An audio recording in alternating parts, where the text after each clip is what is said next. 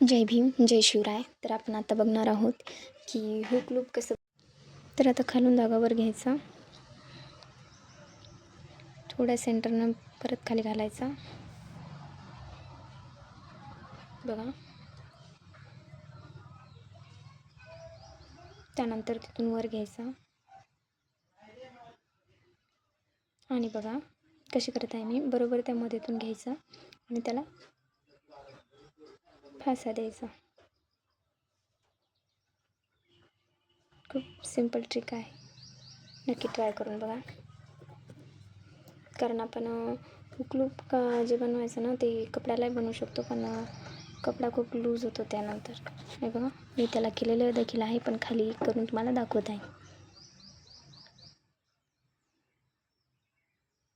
बघा, मग 4-5 फासे होऊन जातील ना.